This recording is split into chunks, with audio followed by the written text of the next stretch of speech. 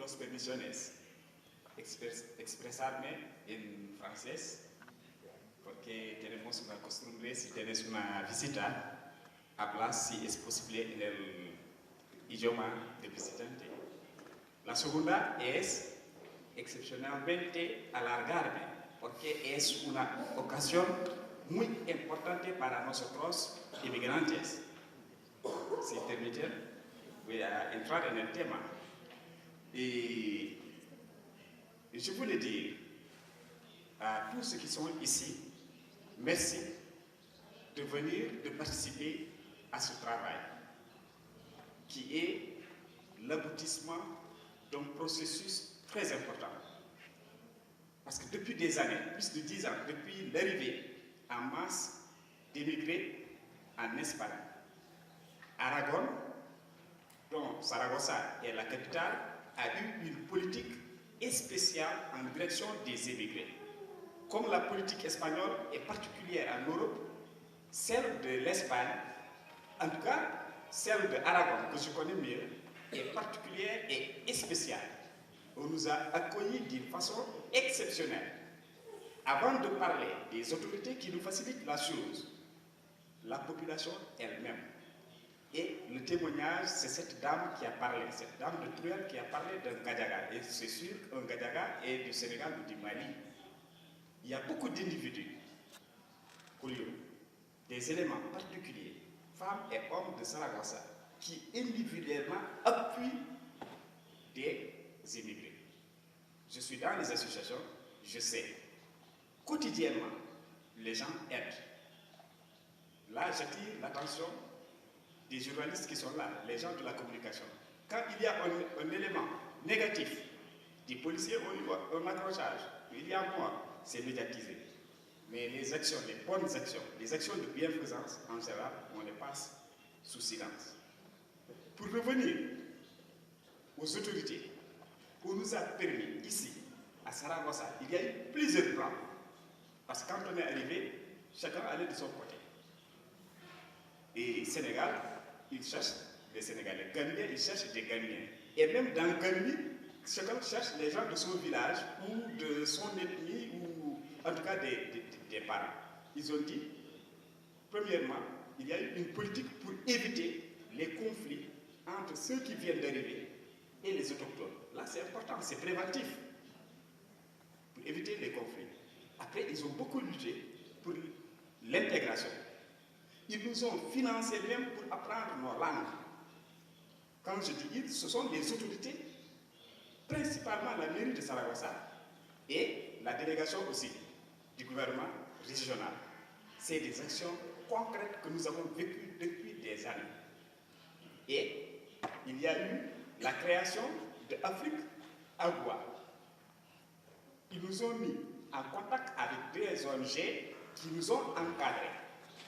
Et cela a abouti à la RED Afrique Agua. La RED, c'est le réseau que notre sœur Vanessa dirige vraiment d'une manière très excellente. C'est une battante. Et j'ai mon frère Amadou Djourdé du Cameroun qui a dit qu'il est Fulbé. Moi aussi, je suis Fulbé. Je suis du Sénégal, toi tu es du Cameroun. Et il a dit que Vanessa est de l'ethnie ou de la tribu Bantou. Aujourd'hui, je choisirais d'être Bantou. Parce que c'est une femme battante qui participe, qui lutte.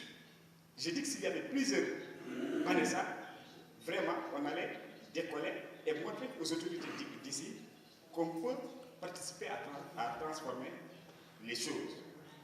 Maintenant, pourquoi je dis que je vais parler un peu, c'était pour faire comprendre aux autorités. Parce que là, il y a un ambassadeur de la Gambie, il y a son honorable, la députée, il y a le consul, c'est cette dame, il y a des journalistes. Nous avons envie de parler avec nos autorités. Nos autorités, ce sont les autorités de Saragossa, mais aussi ce sont les autorités de là-bas. Parce que comme il a dit, on a envie d'un changement positif. D'un changement positif. Ce changement, il n'est possible que s'il y a communication entre nous et les autorités d'ici. ici et nos autorités des pays d'origine. Je ne parle pas de lutte ou de combat, mais nous devons parler. Comme ici, les autorités veulent faire de nous des acteurs, je dis des acteurs valides du développement. J'aimerais que les autorités de nos pays d'origine tiennent compte de ce facteur. On ne peut pas soigner un malade à son absence, même s'il y a la télé, je ne sais pas, de santé.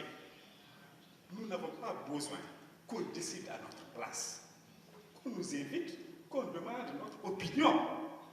Ici, celui-là, il est chargé de la coopération, il est là pour la mairie de Saragossa. D'autres autorités se mettent à table avec nous, humblement, parlent avec nous. Mais si nous n'arrivons pas à converser avec nos autorités, la communication ne passe pas, les problèmes ne se règlent pas. Et nous allons dire que nous sommes partis, ce n'est pas parce que nous ne voulons pas rester. Nous sommes partis parce que nous ne pouvons pas rester. Ce n'est pas parce que nous ne voulons pas, c'est parce que nous n'avons pas pu rester. Et cela se règle à travers le dialogue. C'est pourquoi je dis un grand merci à tous ceux qui ont permis cette rencontre d'aujourd'hui. Quant aux questions par rapport aux intervenants, à son honorable, vous avez parlé des actions des handicapés et qui est en train d'être menée là-bas. Je demande si, en dehors de Sawa, s'il y a d'autres associations d'immigrés et qui vivent dans d'autres pays qui font des actions au Cameroun. Ensuite, si l'État, en tant que tel là-bas, mène une politique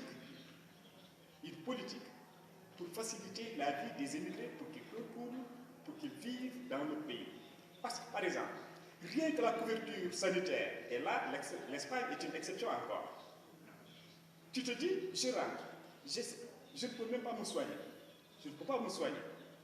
Parce que j'étais absent du pays. Je ne suis pas fonctionnaire, je ne travaille pas dans le privé, je commence une activité, si je tombe malade, est-ce que je vais me soigner? Alors tu dis, bon, ok, je vais rester. Rien que cela, c'est un problème. Et, par exemple, au Sénégal, il y a ce qu'on appelle la direction des Sénégalais de l'extérieur. Si au Cameroun, il y a de telles politiques, et la question est valable aussi pour son Excellence, l'ambassadeur de la Gambie, même s'il n'est pas encore intervenu.